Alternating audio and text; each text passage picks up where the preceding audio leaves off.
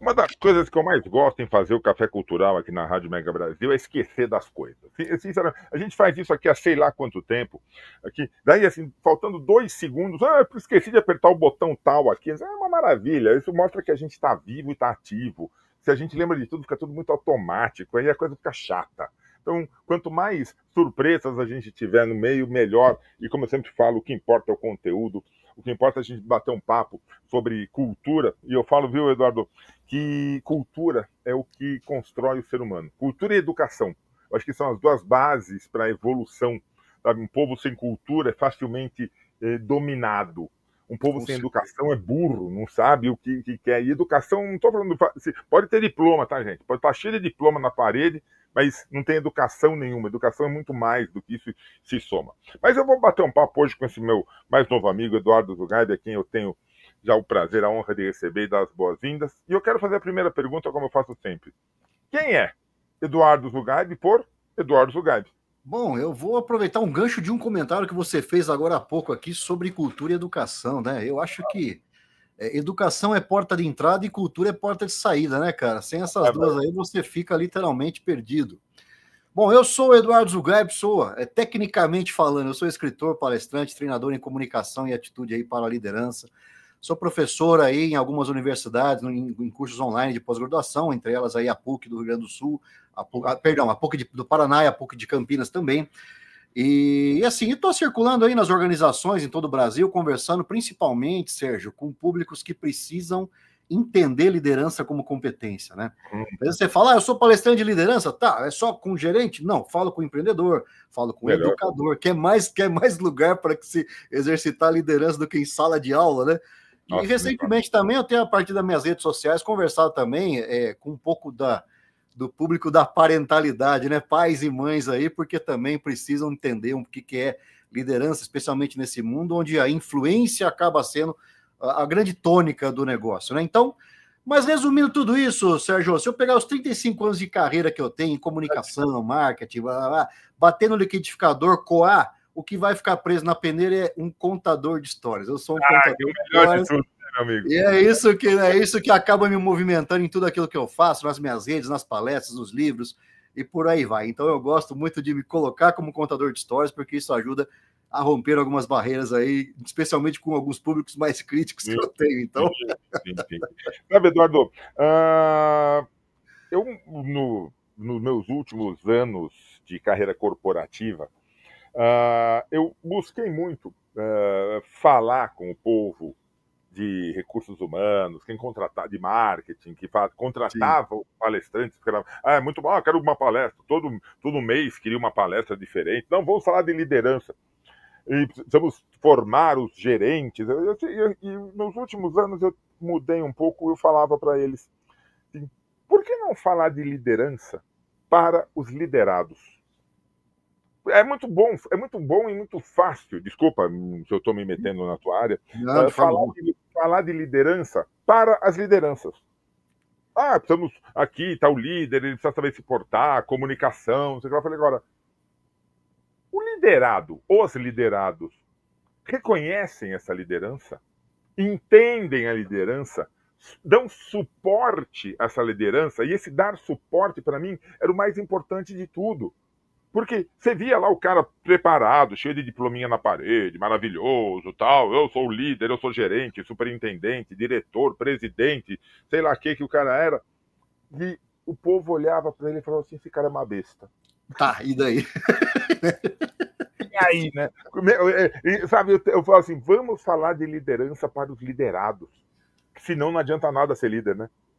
Não tenha dúvida, porque, bom, vamos partir do princípio que a gente começa se autoliderando, né, Sérgio? Então, se não tiver essa consciência de você ser protagonista, de você ter uma relação de autoconhecimento, que tudo começa no autoconhecimento. Se você não se conhece, amigo, você vai ficar patinando a rodo aí, não tem como, né? Então, se a gente não tem essa autoconsciência para primeiro se autoliderar, dificilmente a gente também vai compreender um pouco do papel da liderança, tá? Isso é uma das mãos dessa via de mão dupla, tá? Agora vamos à outra mão, que é a mão do líder, né? Porque se esse líder também tem essa relação com a missão de liderar, vamos chamar assim, apenas a partir desses certificados, dessa valoração, né, desse reconhecimento. Por ter sido colocado lá, né, sabe se aquela estrela de xerife no peito, sabe? Então, se ele tem essa relação, meu amigo, no mundo de hoje, né, pode ser que ele esteja literalmente falando para as paredes, porque a gente assim, eu sou praticamente, eu tô com 52 anos, nós não somos mais mocinhos, uma criança. Não somos mais nenéns, né? Mas talvez assim, olha assim para a nossa geração, talvez tenha sido, né, corporativamente falando, eu saí do mundo corporativo em 2012, eu venho vivendo disso que eu faço até hoje. Então, assim, mas talvez a gente seja aí a última geração, ou uma das últimas, que foi obrigada ou aprendeu a engolir sapo, né? As novas gerações já não engolem, meu amigo. As novas gerações, ele encontra um ambiente que ele viu o pai adoecer, viu a mãe adoecer, viu o pai muitas vezes lá dedicar horas e horas e horas que poderiam estar mais distribuídas com a família, viu uma série de questões aí que foram mostrando que alguns modelos de liderança fizeram algum sentido no passado, mas hoje, nesse mundo que a gente está vivendo, que é hiperconectado, que é caótico, que a mudança se coloca a cada meia hora na vida da gente, que você não tem certeza de nada, e que ainda hoje, né, você falava de liderança nos anos 80, não, o cara tem que ser assertivo, tem que ter resultado, tal. Hoje uma das maiores competências para liderança é pensamento abstrato, é o cara conseguir visualizar cenários, então você imagina como mudou a coisa, né? E é assim, então, se esse cara que está na cadeira da liderança não compreende que ele está lá muito mais para ouvir as pessoas do que para falar, e a partir dessa escuta ativa, construir indicadores para tomar decisões, porque ele toma decisão o dia inteiro, o dia inteiro tomando decisão. Nós tomamos, ou seja, você lembra que a gente falou de autoliderança? Se a gente começar a avaliar o tanto de decisão que a gente toma o dia inteiro, sendo empregado, tá? Sendo uma pessoa comum, sendo um executivo, é um monte. Isso vale, pessoal, só uma coisinha, Eduardo. Isso não vale só para grandes empresas, não, tá? Isso vale para padaria, vale para açougue, vale para sua família, vale para um grupo que você tiver, porventura, liderando, seja por qual motivo for que você tiver, isso vale assim, 100%. Só para a gente vai até um pouco mais além, Sérgio. A gente pode até falar, pô, mas eu sou MEI, Eduardo. Mas você tem clientes. Você, no momento de contato com o seu cliente, você tem que ser a liderança. Você tem que ouvir, você tem que entender a realidade do cara e apresentar uma realidade melhor. A grosso modo, a liderança num processo de vendas ou no empreendedorismo acaba fazendo esse papel, né?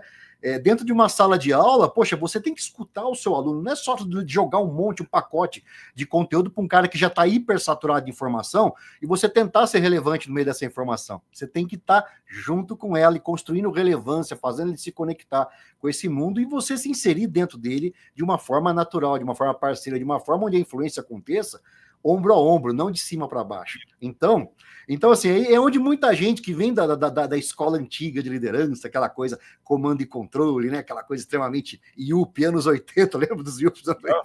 Esse cara tá virando peça de museu, cara. Os poucos que estão aí estão quase sofrendo infarto, fora aqueles que já sofreram, porque não tem mais espaço para esse modelo autocrático, centralizador, onde não se olhe a perspectiva do grupo, onde o grupo não se sinta pertencente a partir do espaço que você cria para ele pertencer, e ao mesmo tempo você não tenha uma clareza de desenvolver autonomia e também maturidade junto com o grupo. O jovem, quando chega hoje, não encontra autonomia, não encontra nenhum convite a desenvolver maturidade, cara, ele larga você falando sozinho, velho. Vai embora. E aí você vai no cara, o cara fala, mas o jovem não sabe o que quer. Bom, ele pode, como a gente também era jovem, não sabia o que queria. Quando a gente entrou, a gente não sabia. Mas o jovem hoje, ele tem absoluta clareza daquilo que ele não quer. E ele não quer adoecer como o pai dele adoeceu, ele não quer aposentar a míngua como o pai dele aposentou, ele não quer ficar desempregado e aguentar o tanto de desaforo que o pai dele aguentou, estando ausente de casa, vendo o pai sair, ele estava dormindo, voltava, estava dormindo. Ou seja, ele lembra das horas que você ficou a mais na empresa. O seu chefe não lembra. Exato. Não, e uma coisa, teve uma época que eu lembro que foi moda, assim, o líder realizador. O líder também tem que saber fazer. Isso deu vazão para um monte de gente não confiar nos seus liderados. Por quê? Não, eu tenho que fazer. Além de saber liderar, eu tenho que saber meter a mão na massa ali. É o famoso aqui, o dono da padaria. Eu lembro assim, o dono da padaria também tem que saber fazer pão. Não necessariamente. Ele até tem que saber, mas o pão dele nunca vai ser tão gostoso quanto o do padeiro. Entender os princípios tal, entender mas, os cara, princípios tal. Agora, às vezes o líder não sabe colocar a mão na massa. E assim, e não precisa. Não precisa, cara, não precisa. A hora que você, num posto de liderança, olhar para a sua equipe e fazer isso que você falou, saber tomar decisões, saber distribuir tarefas, saber acolher, saber a pessoa certa no lugar certo, né, cara? Você tem essa clareza, né? E que aquela pessoa pode estar com alguma questão, às vezes até fora do processo da empresa, mas saber escutar. Saber acolher, saber, sabe, às vezes o pessoal só quer ser escutado. É o medo do líder abrir a escuta.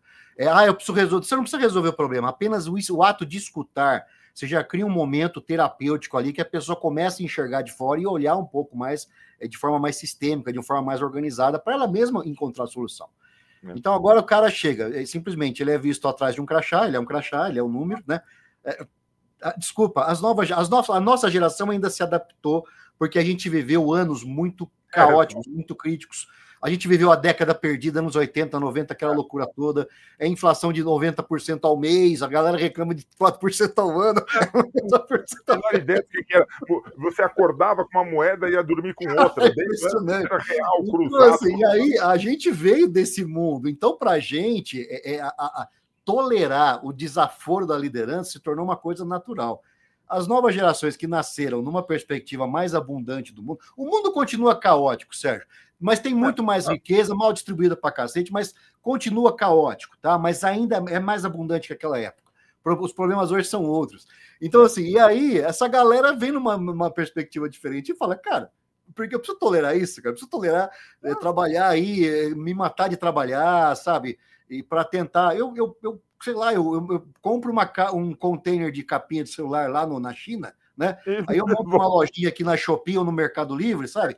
E ganho mais dinheiro. Vou ganhar mais, cara. Vou me trabalhar a hora que eu quiser. Então, hoje tem essa possibilidade. A gente não tinha. Então, entender esse movimento macro, né, a economia da época, a tecnologia da época e confrontar com ela de hoje, você acaba explicando muito desse conflito de gerações que tem aí, que a liderança fica louca. Então, e não é a geração, é muito mais o macro ambiente, porque jovem continua sendo jovem, cara. Jovem continua sendo jovem. Continua sendo aquela coisa subversiva. Ele quer ser jovem, cara. Novidade. Que bom que é assim, cara. Ele tem hoje uma coisa que nós também tínhamos. Não vou falar que nós não tínhamos, mas hoje é muito mais explícita, escarrada, a questão da inteligência emocional, inteligência social, inteligência ambiental, inteligência espiritual. Sabe, o líder tem que entender. Não se falava disso naquela época, Sérgio. Era resultado. Não se preocupava se a pessoa que estava ali era católico, umbandista, o que era. Hoje, não é só a questão religiosa, espiritual. Só que você sabe que aquilo tem influências ambientais, tem influências na família, no grupo. E você tem. Você sabe onde que é a liderança? Eu percebi outro dia. Você tem que fazer esse caldo acontecer, cara. Faz um tempinho aí, eu falei, eu fiz 60 anos, falei, vou reunir uma galerinha que eu conheci durante o tempo, vou comemorar 60 anos de idade com 30 de casamento. Olha que maravilha. Falei, metade da vida com a patroa. Assim, chegou uma hora que você tá ali preocupado, né? Se o espetinho tá saindo, se a bebida tá ali. Falei, gente, eu tenho que liderar. Aquela época que eu fui gerente lá, eu tenho que liderar o processo aqui desse evento. Tá tudo calmo aqui, tá ali, eu tenho que participar e me envolver com os liderados. Exato. Tá lá no ambiente de escuta, sabe? Você tá trancado numa sala. Sentar numa mesa, sentar em outra. Tá lá meio que medindo o pulso, medindo o clima, medindo a satisfação, sabe? E aí você faz um evento bom. Sabe, aí no final do evento, fala, poxa, que bom, todos saíram contentes. Eu celebrei, que era importante. Quer dizer, daí você fala, até nisso. E vou te falar, Sérgio, o cara vai sair com muito mais lembrança das horas com que você estava ali do que das horas que você estava nos bastidores cuidando de tudo, entendeu? É. Então, assim, lógico, você não vai deixar a coisa desandar, óbvio, você não vai fazer uma festa, o olhar 360, né? você não vai, mas até estar ali para colher essa percepção, para medir o clima. Olha como a gente conversa no corporativo falando de uma festa, né, cara? Para medir o clima, ver como é que tá a satisfação. Mas cara, tá tudo junto, tá tudo relações, junto. Cara, relações, ou seja, a gente é humano em qualquer lugar, Sérgio. As relações humanas, elas florescem nas mesmas perspectivas em qualquer lugar. Vamos organizar o churrascão da turma. Cara, precisa ter liderança, senão vai ficar todo mundo dando cabeçada, né? Essa liderança, ela não precisa ser uma liderança autocrática. As pessoas podem dividir os momentos de liderança, né? Fulano vai cuidar da carne, outro vai pilotar churrasqueiro, outro vai cuidar da música, né? Outro aqui outro vai cuidar do espaço kids para molecada. O líder tem que saber aproveitar o momento que ele está vivendo. Estar presente. Aí ele vai se mostrar bom para os liderados, vai se mostrar bom para os superiores, lá na reunião de diretoria, olha, está aqui o resultado. E o cara fala, o cara é um excelente líder, hein? O cara é bom. E aí, Sérgio, a gente acaba caindo em uma palavrinha que vem sendo falada muito aí, colocada no colo da liderança, que é a tal da vulnerabilidade, você saber ser vulnerável. Isso. Que não é você. E o pessoal confunde um pouco. Infelizmente, a nossa língua, né, no senso comum, às vezes você fala uma palavra, ela aponta para lugares que talvez não representem a totalidade daquilo. Mas aí você fala de vulnerabilidade, a pessoa pensa que é você ficar lambendo ferida em público. Não é isso. Não é isso, né? Mas é você estar presente, você mostrar que às vezes você também não sabe, você mostrar que você precisa de ajuda, que você não é o cara que é absoluto no conhecimento. Então, assim, é você entender, e às vezes você, cara, também não sei, me ajude aqui. Isso é ser vulnerável, né? Isso é maravilhoso, acabou, né? O liderado, poxa vida, não tem problema o liderado saber mais, ser melhor em algum ponto do que o líder. Nenhum problema. Você olha a sua equipe e fala... É exatamente o mais recomendável, né? Que você tenha liderados melhores nas tarefas fins do que você. Que senão, exato. Você tem que ser bom no processo. Gente, eu admito para todo mundo. Para mim, 2 mais 2 com calculadora é complicado. Para mim, se me derem um papel, uma régua e um lápis, talvez saia uma linha reta. Com muito talvez. Assim, desenho, números para mim, não adianta. Agora, então, eu tenho que ter na minha equipe alguém muito bom em finanças. Tem que ter na minha equipe alguém muito bom em design. Eu tenho que saber passar o que eu quero para receber o melhor. Sabe? É isso. O nosso papel ali é muito mais conectar essas inteligências, sabe? Então, assim, conectar essas inteligências. E aí você entra num outro exercício, de outra palavrinha também que se fala muito aí, mas que pouca gente entende a essência. Diversidade, né? Poxa, você tem um caldo de diversidade na sua equipe, cara. As pessoas são diferentes, saíram de lugares diferentes, saíram de pontos diferentes, formações diferentes, orientações, doutrinas, tudo diferente. E o bom líder vai fazer essa turma se encontrar num ambiente ético, né? Num ambiente onde ética é a palavra, cara. Essas morais serão preservadas, a moral de cada um vai ser preservada, mas o ambiente ético vai fazer isso convergir, né? E chegar numa construção de acomodação de conflito e também de busca de soluções, busca de interesses. Então, e é isso. Então, assim, só que às vezes o pessoal acha que não, que o líder é o cara que vai, né? Vai mandar, vai atribuir tarefa e cobrar relatório. Cara, é complicado. Isso faz parte da liderança? Faz parte também faz parte, mas você tem que tornar isso... É consequência. Agora, isso é o lado, talvez, operacional, o lado gerencial da liderança. Mas o lado de liderança, de influência, cara, que é o quê? É você tornar esse exercício o mais suave possível, o mais natural na vida das pessoas possível. Essa lubrificada quem dá é a liderança, cara. Senão vai ser só atrito, e uma hora a máquina estoura. Você está conseguindo falar isso para as empresas, Eduardo? Está sendo possível? Olha, quando eu encontro espaço, eu enfio o dedo na ferida. Legal, cara. Legal. Bom, não, eu tenho sido. Eu tenho sido assim, e assim, uma característica do meu trabalho, Sérgio, eu tenho sido chamado justamente, muitas vezes, pelos meus livros e tal, pela forma como eu coloco as ideias aí de um jeito bastante assim assertivo, bastante conectado com a realidade, com as dores e dilemas do dia a dia. Eu tenho sido muitas vezes chamado muito mais em momentos mais sensíveis das organizações, né? É momento onde a liderança está meio que perdendo rumo, meio perdendo a mão, onde os pares em liderança não estão se entendendo, né? E quando essa média liderança não se entende, amigo, embaixo você esquece. Vai ser um Game of Thrones aqui, mas vai ser uma pega para capar. Né?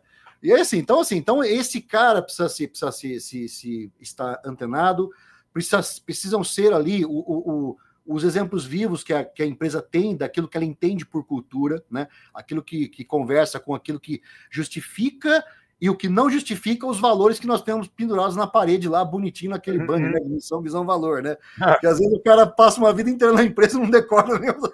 Não, o banner tá ali, tá mofando, tá pegando poeira. Pressionar a visita, né? Impressionar a visita, né? Então, assim, o meu papel acaba sendo, muitas vezes, fazer essas pessoas entenderem quais ritos, quais práticas tiram esses valores da parede, trazem para a realidade, de forma que sejam assim percebidos, valorados, praticados e declarados, não só declarados, mas declarados, praticados e percebidos dos dois lados do balcão, né? Porque não adianta você ter um discurso bonito para o seu cliente lá fora, se aqui dentro a galera trabalhando fala que, cara, não é nada disso. Que hora que o cara chega no bar, né? Aquela velha piada da Coca e da Pepsi, né? O cara trabalha, seja na Coca, tá lá, aquela coisa lá, chega no bar, me dá uma Pepsi, por favor, né? Não adianta nada. Então, né, então, assim, se esse cliente interno, né, que é o pessoal tem um pouco de preconceito de falar colaborador, é o funcionário, é a pessoa que está ali. Cara, empregado, eu adorava falar empregado, uma delícia. Empregado, cara, eu tenho. Vamos ser honestos, né? Vamos ser honestos, né, cara? Empregado é uma honra, né? O empregado colabora, ótimo, né? Mas colaboração parece que é uma coisa meio assim, né? Não, ele tem um compromisso assumido, né? Então, né, parece que é uma coisa voluntária, né? Só colaboração. Então, ele não é voluntário, não é um trabalho voluntário, existe um acordo que envolve outros valores ali. Então, talvez colaborador é romântico, mas não é a realidade total. Né? E assim, só que então, assim, às vezes esse cara, se ele mesmo não compra a ideia daquilo que ele vende, esquece. O cliente lá de fora que não vai comprar mesmo, sabe? Não vai comprar mesmo. E o engraçado, Sérgio, que eu venho do mundo da propaganda, né? Eu venho do mundo do marketing, da propaganda e tal. Trabalhei 18 anos em comunicação institucional, né? E assim, uma coisa que eu percebi, principalmente quando eu trabalhei como agência de propaganda, como profissional de agência, é que assim, às vezes a empresa vinha, nos contratava, idealizava uma campanha, colocava verba ali para ser trabalhada, tal. Você fazia campanha maravilhosa, botava o cara na mídia que era a ideal, não vou dizer a necessária, mas a ideal, né? Conseguia fazer o cliente chegar dentro da empresa dele, chegava lá, perdia todo o trabalho, porque encontrava uma equipe completamente desconhecedora do que estava acontecendo, que não tinha nenhum tesão pela empresa, que não tinha menor, estava ali por emprego, não por participar, não por se sentir pertencente. Então, isso me incomodava muito, cara, porque eu cansei de levar culpa de campanhas que funcionaram, mas que não deram certo porque o cliente chegava na empresa e não encontrava aquilo que estava na campanha. Aquela mensagem que você conseguia comunicar com perfeição, com profissionalismo, com exatidão, na hora do... O papel da agência que era botar o cliente na frente da empresa, estava resolvido. Aí o que acontecia? O cara não comprava, e aí, a campanha não deu certo. Não, peraí, a campanha deu certo sim. O que não deu certo foi o atendimento. Foi o que ele encontrou aqui que não tinha nada a ver com a campanha, amigo. Então, isso me incomodava muito e eu já vinha também lecionando na universidade nessa época. Então, eu falei, cara, eu preciso pular o balcão. Então, agora meu papel vai ser comunicar isso que eu faço aqui fora, lá dentro, para tentar entender a cabeça desse cliente interno, para poder fazer com que esse cara perceba que ele faz parte de uma organização, se ele concorda ou não com essa organização é uma coisa que a gente precisa resolver, precisa entender, porque às vezes tem identificação, às vezes não tem, Sérgio. E tá tudo bem, precisa entender. Às vezes você está numa empresa que não tem nada a ver com você, né? Sim. E você precisa reconhecer isso muitas vezes, né? Ser honesto consigo próprio, cara, porque é aquela coisa, como a gente falou no mundo de crise lá atrás, a gente engolia esse sapo até o fim da vida. Hoje, você pode, peraí, cara, não estou feliz aqui, então a hora de mudar é agora. Você tem oportunidades para mudar. Eu estive recentemente, cara, eu vou falando aqui, vai aparecendo exemplos aqui.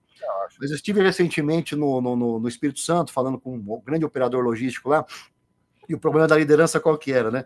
Todo time de liderança. Era assim, pessoal, o líder operacional não estava encontrando gente para trabalhar. Ou seja, né? Hoje nós vemos uma situação de pleno emprego, tá? Lá no Espírito Santo isso aí está um pouco mais assim, mais forte ainda, porque aqui no Brasil na média está, sei lá, uns 7%, mais ou menos, lá estava tipo 3,60, cara, ou seja, cara, né? E aí, não encontramos gente para trabalhar. Antigamente, o que acontecia, né? Se você tinha um funcionário, ele não estava dando resultado, o líder chegava para ele e falava, olha, entra na linha porque tem 10 querendo entrar no seu lugar. Hoje, amigo, não Colocava tem o ninguém. quadradinho do Estadão de domingo, no caderno de emprego do Estadão Cara, de domingo. aquela fila de virar quarteirão, um tijolo. Hoje, meu amigo, o cara para conseguir para conseguir mobilizar 10 pessoas na internet, sendo que 8 não vão na entrevista, 2 vão aparecer sem saber o que estão fazendo ali, cara. Esse é o mundo que a gente está vivendo. Ou seja, né, se não há um atrativo que envolva uma remuneração justa, que envolva um ambiente legal, que envolva um pertencimento, e principalmente para as novas gerações, perspectiva de crescimento, ganho de autonomia crescente, né? E não adianta vir aquele papo, mas o cara quer em 2 anos, seja, a gente quer, cara. A gente levava 30, o cara quer em 2 anos, porque o mundo hoje é muito mais ágil. Vamos entender, o mundo hoje é muito mais ágil. Né? E a gente tem que saber que dá. Não, mas não dá para fazer isso em 2 anos. O cara vira para ele, dá para fazer em 1, meu amigo. Tá bom, vou montar minha empresa, como muitos saem para empreender, entendeu? Então, e assim, então, cara, é legal isso, né? É um universo de liderança, para mim é um universo apaixonante. Porque eu encontro muito do que eu fazia como agência nesse mundo, porém com outras terminologias. Né? É o encantar, é o fazer a pessoa se pertencer, fazer ter valor por aquilo, identificar os valores do que ela vende, né? Não do que ela compra como cliente, mas do que ela vende, para poder ter o máximo de pareamento com isso. A partir daqui, você começa a ter pessoas um pouco mais felizes no trabalho, lideranças um pouco mais com capacidade de conectar, porque conhece o time que tem, não está desconectado, né? Não vê as pessoas só numa planilha, vê as pessoas de carne e osso. Para isso, ele precisa ter humildade, sair da sala dele, circular, transitar, né? Fazer esse meio campo mesmo, aquilo que você fez na festa lá, sabe? Fazer esse meio campo, né? Para poder entender quem é o caldo cultural que ele tem ali e, a partir disso, fazer o melhor negócio. Então, meu cara, esse assunto é dias. Algum momento desse nosso fantástico bate-papo, a gente saiu do tema do livro? Rapaz, não, porque de certa forma, cara, vem tudo junto aí, né? E quando eu falo a limonada, conta um pouquinho pra gente do filosofia. Quando eu falo do Filosofia Bruta, né, que é esse livro aqui, o Akiba da né? Quando eu falo desse livro aqui, que aparentemente é um livro que funciona para pessoa física, tá? Mas funciona também para pessoa jurídica. Porque eu já conversando aqui com alguns clientes até, eles já perceberam que esse livro conversa, por exemplo, no universo da liderança, esses dilemas filosóficos que eu trago para o livro, né? Lá a gente fala de amizade, ou seja, na empresa nós falamos de relações, né? Lá a gente fala de queda na empresa, a gente fala de você, literalmente, às vezes, dar errado alguma coisa, né? De você perder aquele status, né? Lá a gente fala de finitude, falamos de morte, ou seja, em algum momento, meu amigo, nada é eterno, né? Não tem, eu sou líder, você está líder, cara. Uma hora a coisa acaba, né? Lá a gente fala de cair, não, porque eu sou bonzão, porque eu nunca caí. Fala, se você não caiu ainda, a vida ainda não te deu essa oportunidade. Ela vai dar. E quando der, meu amigo, se prepara que vai doer, porque você vai doer muito mais do que as pequenas quedas que você pode ter. Mais, porque vai ser uma queda de um pedestal de ego muito grande. Então, a gente fala muito dessa questão da vulnerabilidade, de você revisitar e muitas vezes até rever algumas crenças que estão muito mais assim te aprisionando do que te situando, não vou nem te dizer, nossa, te fazendo voar, mas te situando no momento atual, né? Eu sou muito pé no chão com essa história, vamos lá, foguete não dá ré, mas já tá dando ré, já tem foguete dando ré por aí, já né? Tá dando. Mas se o foguete não for sustentável, meu amigo, seja na ida ou na volta, ele explode, simplesmente. Se ele explode, tá cheio de caco de foguete por aí. É que a turma, a guruzada do sucesso não aponta para esses cacos de foguete espalhados por aí, né? Então, assim, de 100 foguetes que explodiram, tem um que deu assim, olha o sucesso. Pera aí. Calma. A realidade é mais complexa. Ela tem dor. É fazer o avião voar. Aquele bicho pesado pra caramba, cheio de gente, cada vez que ele decola... Cara, é surreal, né? Lá embaixo, ó. Muito bem. É surreal. É apertar um botão na parede e acender a luz no teto. E aí? Sucesso pra mim é você botar um treco feio pra caramba, torneira. Não, hoje em dia tem umas torneiras bonitas, mas vamos pensar na torneira antiga, que era feia pra caramba, botar num buraco da parede, sai a água. Isso tudo pra mim. O sucesso pra mim é a mágica dar certo. Isso tudo é isso. Agora, a notícia é quando o avião cai, né? A notícia é quando o avião cai, a notícia é quando você aperta o botão e ele não acende. Exato. Mas o grande sucesso, e é onde o líder tem que se pegar, porra, olha, o avião levantou voo e decolou, gente. O real sucesso, ele é silencioso. Essa é a verdade. Exato. O sucesso, ele é silencioso, né? Porque, como você falou, né? E aí você entra na questão da mídia, né? A mídia vai acabar muito mais dando atenção para aquilo que apavora, aquilo que causa pânico, que causa caos. Eu lembro, imagina aparecer uma notícia todo dia assim: olha, hoje decolaram não sei quantos mil voos, deu tudo certo.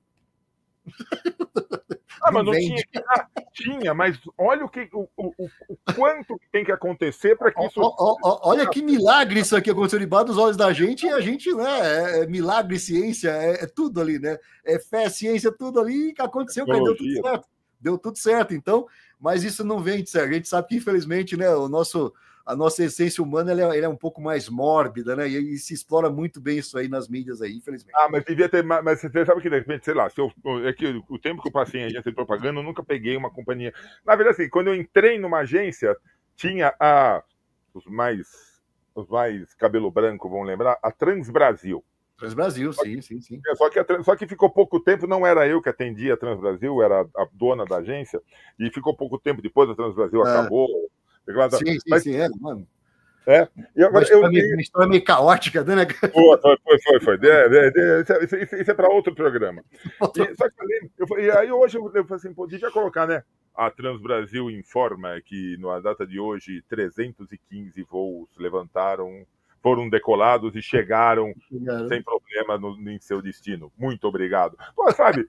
Mas isso não. Mas é isso que se espera. É isso que se espera, cara. É isso que se espera. Então, sucesso é você, assim, alcançar o que se propôs, cara. Seja tirar a água da torneira, fazer os limões uma limonada. Exato. Então, assim, e além da limonada até, né? Vamos até um pouco além da limonada, né? Porque aqui no Filosofia Bruta, né? A limonada nesse mundo que é ágil, que é veloz, que a mudança se impõe a toda hora, só fazer a limonada não está bastando mais, Sérgio. Então, a gente tem que... E a vida está exigindo da gente, porque nesse mundo de hiperinformação que a gente tem, a gente está se tornando muito preguiçoso, cara. Muito preguiçoso, né? Então a vida tá meio que... Hoje a preguiça é você entregar a limonada, entendeu? Eu vou lá entregar a limonada, isso é ser preguiçoso. Porque a limonada já virou commodity, já é óbvio, é aquilo que todo mundo faz, né? Já virou commodity. Tá pronto no supermercado, né? Não precisa mais tá pronto, você come até ela em polpa, você aí entrega a limonada, entendeu? Mas assim, agora, o que a vida quer da gente, nesse mundo que tá... E curiosamente, né, você pega assim, toda a tecnologia, ela veio, principalmente essas relacionadas à comunicação, isso que a gente está fazendo agora aqui, ela veio para instigar a gente, muito mais. Mas a gente está entendendo um pouco errado o recado, a gente está se tornando preguiçoso. Então você pega, vou fazer um paralelo aí com aplicativos, as redes sociais, aplicativos destinados à comunicação e tal, deveriam ter melhorado, por exemplo, a comunicação da liderança nos últimos 20 anos, que foi o grande input de crescimento disso tudo, né? Só, cara, nos últimos 20 anos a comunicação da liderança só piorou. O que está acontecendo? O pessoal está só escrevendo errado e não está se comunicando. O que está acontecendo, cara? Por quê? A gente está se tornando tão preguiçoso que a gente está delegando para a tecnologia questões que ainda são nossas. Então, às vezes o pessoal fala, a inteligência artificial vai substituir. Não vai, só vai se você quiser. Só vai se você quiser. Né? Se você apertar o botãozinho para que ela faça o que ela pode fazer, aí ela vai fazer, claro. Ela vai te substituir, né? Se você deixar ela só pensando por você, ela vai te substituir. Porque o seu pensamento está raso, o pensamento dela também é raso, né? Então, assim, só que assim, quanto que a gente consegue, dentro desse conforto que a tecnologia nos traz, trazer para a luz competências que foram sendo deixadas de lado. E a comunicação aqui, olho a olho, saber pegar o cara, vamos tomar um café. Tá? Então, a tecnologia vem e ela ajuda a te criar tempo. Agora, o que você faz com esse tempo que sobra? Você vai socar mais do mesmo naquele tempo e você vai apenas se esgotar, cara. Aí vai vir todo esse índice aí de doença mental cada vez mais alto, ansiedade. O Brasil é o segundo país mais ansioso do mundo, sabe? É um dos países que tem mais burnout, mas enfim, tudo aquilo que a gente sabia que acontecia, mas não nomeávamos porque era feio você espanar no trabalho, porque significava o quê há 20 anos atrás? Pô, o cara não aguenta pressão. Exatamente. O cara não aguenta pressão, isso é fraquinho. Ou seja, o mundo mudou, o olhar para isso mudou, virou até lei agora, a partir de maio do ano que vem, de 2026, os riscos psicossociais passaram a integrar a norma regulamentadora 1 do trabalho, que é a NR1. Ou seja, o mundo mudou, as relações de trabalho estão mudando, a tecnologia está aí muito mais para ajudar do que para tomar seu emprego, e a gente continua, às vezes, incorrendo como liderança nos velhos erros de sempre. E é onde eu trago o livro, porque a gente tem que resgatar dilemas que sempre tiveram aí, que só mudaram um pouco a perspectiva, muito mais pela tecnologia da época. Então, no livro eu falo de amizade, falo de dor, falo de queda, falo de morte, falo de perda, falo da finitude, falo... Ou seja, coisa que Aristóteles falava há 2.600 anos, amigo. Para aquela sociedade local, para aquele dilema local, para aquele mundo de trabalho. Como falar local. Isso para os dias de hoje, né? Com toda... Aí que entra a filosofia bruta. Não, perfeito. E tem um termo que eu sempre usei muito. Eu sempre busquei muito nas minhas relações, nos meus trabalhos, e você fala disso no livro, que é criatividade. Criatividade, sim. Isso eu acho que é um pilar humano, das relações, dos trabalhos, da liderança. Ser criativo, estimular a criatividade. A criatividade, para mim, sempre foi assim, um marco. O que eu colocava como missão, visão, era assim, criatividade. Sempre foi isso, cara. Sim. Bom, o espírito inventivo, ele é humano desde sempre, né, cara? Então, o problema é que, às vezes, a gente também, nas últimas décadas, a gente acabou engarrafando a criatividade, destinando ela apenas a algumas categorias. É o publicitário, é o arquiteto, é o artista, tal. Mas, cara, pensa, se a gente não tivesse médicos criativos, né? Se a gente não tivesse engenheiros civis de obra pesada criativa, se a gente não tivesse, cara, educadores criativos. Então, ou seja, a criatividade é inerente ao ser humano, né?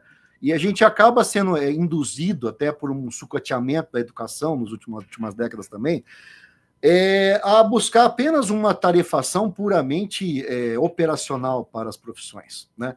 Então, se valorizou muito apenas o pensamento, a execução operacional, e foi sendo deixado de lado aquilo que justamente ajuda a expandir um pouco a cabeça, né?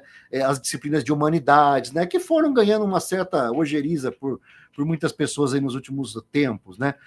Porque é complexo. Você vai começar, quando você começa a entrar nesse terreno, você vai começar a confrontar suas próprias incoerências. Nessa hora a filosofia nos ajuda, né?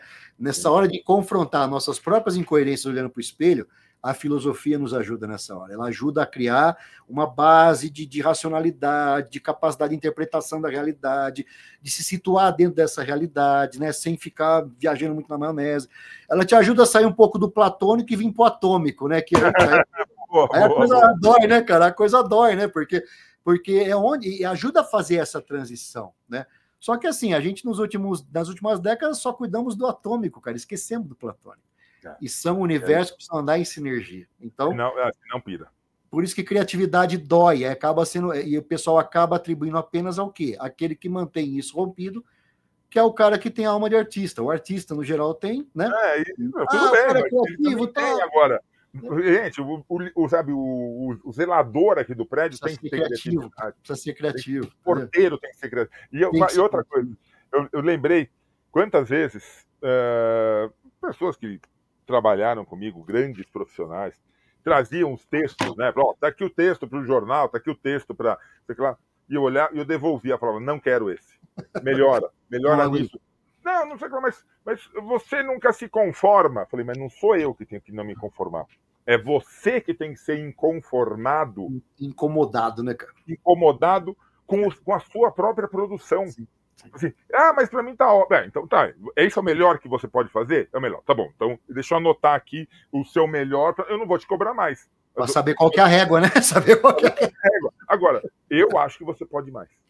Se inconforme, sabe? Assim, buscar a inconformação.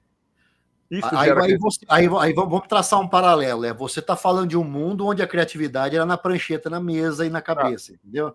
Hoje o cara faz exatamente isso, só que ele não consulta mais ele vai no chat GPT e pede a primeira obviedade que vem, ele aceita como verdade. E aí que está o problema. E aí que está o problema, né? Eu sou um grande entusiasta da inteligência artificial, mas o uso dela tem que, assim, explodir aquilo que a gente é bom. Não nos tornar medíocres ao ponto de todo mundo buscar a mesma resposta. Usar a inteligência artificial como mecanismo de busca, que é o que a galera está fazendo. Então o cara não está usando aquilo para explodir a cabeça dele, para ir mais longe, para aprofundar, para mergulhar, para conectar o universo que ele não conectaria, ele não está usando para isso. E isso é criatividade, conectar o universo distinto, o processo de associação de ideias está lá. né? Ou seja, associar ideias de universos distintos para criar o insight, para criar aquilo que vai dar faísca. Perfeito, cara, perfeito. E o cara não está usando para isso, Sérgio. O cara está usando para vir uma resposta pronta, né? Então, eu até brinquei esses dias num texto que eu publiquei lá, né? A gente trocou, né? Aquela inquietação socrática, né? Do só sei que nada sei. A gente trocou por não sei, peraí, já volto. Perfeito, muito bom, muito bom, muito bom, muito bom. Sabe que outro dia me falaram uma coisa, eu estava discutindo numa mesa de boteco. Só sei que nada sei. Não, troquei por não sei, peraí, já volto. Vai lá no ChatGPT. Cara, é bem isso, é bem isso. Que é uma outra coisa que o povo está deixando de fazer, sentar em mesa de boteco, que é uma delícia você sentar no mesa de boteco. Cara, é a arte do encontro, velho. Não podemos perder isso, Sérgio. Não podemos perder isso, cara. Eu falava assim, qual que é o meu texto? Eu sempre gostei muito do meu texto, modéstia às favas. O pessoal fala, mas hoje o ChatGPT faz textos melhores que você. Eu falei, duvido. Não faz. Aí um cara que entende pra caramba falou, Sérgio, se eu pegar meia dúzia, 10 textos teus e jogar numa IA e fala, produza um texto com essas características. Treinar a IA, ela vai fazer um texto igual ou melhor que o teu. Eu falei, tudo bem. Você sabe o que você está me provocando? Que eu preciso melhorar, então, o meu texto. Sim. Se você vai pegar 10 textos meus, jogar numa IA e ela vai fazer um texto igual ao meu de hoje, joia. Peraí que eu tô indo lá melhorar o meu texto. Acabou, né? Você pode até assim, de repente... Não, legal, eu tenho um volume grande de texto para gerar, você pode até usar a IA para estruturar isso, para te dar uma estrutura, mas, cara... Tá pronto. A roupa, o refinamento, a roupa, sabe, o respiro, sabe, a pausa, sabe, o design do texto, certo? Exato. Porque texto, o pessoal acha que design é só... O pessoal acha que design é só forma, não é, cara. Design é texto é ritmo. Ou seja, o texto que é para ser... o cara lê, mas ele tem o sentimento que ele está conversando com o texto, não que é uma leitura estanque, técnica, né? O texto bom, ele conversa com a gente. Por isso que tem livro que você larga no primeiro capítulo, tem livro que você não vê a hora de chegar no fim, porque ele conversa com você, né? Isso é o design do texto, é você criar ritmo, tal, tudo. Cara, é aquela coisa, você pode treinar a melhor IA do mundo, mas não vai alcançar esse nível de refinamento, esse nível de humanização. Ele vai repetir protocolos, vai repetir algoritmos, que uma hora vão se tornar também, como todo algoritmo, obsoleto. É verdade, é verdade. Então, me diga uma coisa. Onde é que a gente encontra o Filosofia Bruta aí? Olha, ele está disponível aí nas livrarias online, na Amazon, na grande parte das livrarias online aí, tá? Deve ter algumas livrarias físicas também aí, dos grandes shoppings e tudo mais. Bom, eu estou fazendo aí os lançamentos, né? Não sei quando vai veicular nossa entrevista. Não tenho a menor ideia. Essa é uma coisa que eu não... Infelizmente, não. Felizmente eu não controlo. Tem gente boa cuidando disso. Não, porque assim, eu ia colocar uma data aqui, não vou colocar para não ficar temporal demais. Porque assim, do dia que a gente está gravando, eu vou fazer uma das noites de autógrafo daqui a alguns dias, tá? E você que está nos assistindo vai ficar curioso. Você vai ter... Mas de repente eu converso com o povo aqui, eu falo assim, gente, coloca logo aí, porque vai ter lançamento. É na semana que vem, na terça-feira, dia 14, eu tô na Livraria Drummond, lá no Conjunto Nacional, né? Fazendo lançamento aí, a Noite de Autógrafos paulistana aí. Então, caso dê, vai ser muito legal. Eu vou conversar com o Vitor, com o Davi. Mas assim, aí vamos falar usando a temporalidade da internet. Né? Você que está nos ouvindo, saiba que, alguns dias depois que nós gravamos isso, eu fiz uma noite de autógrafos, tá? Foi no dia 14 de outubro de 2025. Mais fácil. Com um tempo chuvoso de primavera paulistana. Tempo chuvoso, né? Então, assim, estava muito legal. Caso você esteja vendo isso lá para 2026... Para nós não aconteceu ainda, mas eu tenho certeza que vai estar muito legal. Vai reverberar, ficará nos anais da internet. Isso, Gabi, me diga uma coisa, onde é que as pessoas te encontram nesse mundão sem porteira? Eu tô aqui nas redes sociais, eu tô no LinkedIn, né, porque eu acabo transitando muito corporativamente, né? Tá. Eu tô no Instagram também, no LinkedIn, Eduardo Zugai Palestrante, vai chegar no meu perfil. No Instagram, que é a segunda rede que eu mais uso também, é o Edu Zugaib, apenas isso, @EduZugaib, né? Tem o meu site aí, que é o eduardozugai.com.br, que lá tem que reúne um pouco, né, do meu caldo profissional, né, nesse trabalho que eu já realizo aí praticamente caminhando para 15 anos já, né? Enfim, eu tenho o privilégio de dizer, Sérgio, que eu tenho um livro, que é outro livro meu, que é a Revolução do Pouquinho, que me pagou as contas nos últimos 10 anos, né, cara? Não o livro em si, né, mas os produtos que derivaram desse livro na forma de palestra, treinamento, workshop, programas estruturados aí para liderança, né? Então, a minha área profissional acaba sendo essa, e o livro acaba sendo o cartão de visita, né? E agora chega a filosofia bruta para coroar um pouco isso aí, com um pouco mais de maturidade, um pouco mais de calo, né, cara? Um pouco mais de pele queimada nesses 10 anos de lidar com os mais variados perfis de liderança, dos mais variados setores, das mais variadas regiões do Brasil. Então, eu acho que chega num momento que coroa um pouco esse processo dúvida. E abre novas discussões mais profundas. Que é sempre gostoso. Sempre gostoso. Eduardo, acima de tudo, eu quero te agradecer demais esse bate-papo extremamente gostoso. Uma coisa... agradeço, e é isso que eu gosto de fazer aqui no Café Cultural, entendeu? É esse bate-papo com conteúdo para as pessoas que estão ouvindo pensarem um pouco, para que eu pense, para que você pense, para que a gente consiga criar relações, que a gente consiga se conectar. Muito obrigado. E olha, tenha, como você já tem, o Café Cultural aqui da Mega Brasil, super aberto para você. Poxa, que legal. Com novas palestras, com novos conceitos. Estou desenvolvendo um conceito, vamos lá bater um papo com ele. Boa. Olha, eu sinto que isso vai acontecer mais do que a gente imagina. Amigo, quanto mais acontecer, melhor para nós e melhor para quem está nos ouvindo. Só pela vibe de hoje, que é o nosso primeiro encontro aqui, eu sinto que deu um fit legal, viu? Não, é isso, cara. De repente você tem, assim, o pessoal pensa assim, mas eu preciso lançar um novo livro para estar no Café Cultural, preciso pintar um novo quadro. Eu falei, não. Legal. Se você tiver um novo conceito, que é uma frase... Cara, uma ideia, né? Uma ideia, uma coisa. E vamos trabalhar ideias, porque a cultura, a ideia que constrói a cultura, que constrói a educação, as ideias que revolucionaram o mundo, as ideias e os ideais. Hoje em dia não tem mais acento, eu não me conformo que ideia não tem mais acento. Tiraram a série, é estranho. Eu acho estranho ainda quando eu vou escrever, cara, eu acho estranho ainda. Não, toda vez que eu estou escrevendo ideia e vem a linha vermelha embaixo... Eu me sinto sem acento. Exatamente. É isso aí. Lordão, grande abraço, meu irmão, tudo de bom para você. Prazer, Sérgio. E se puder, apareça lá, vai ser um prazerzão. Vou ver se eu vou. É razão de perto aqui, eu vou ver se eu... maravilha. E para você que assistiu mais essa edição aqui do Café Cultural, meu sempre grande abraço. E a gente volta logo com mais um bate-papo tão gostoso como foi esse com o Eduardo Lugari. Tchau, pessoal. Até mais. Tchau.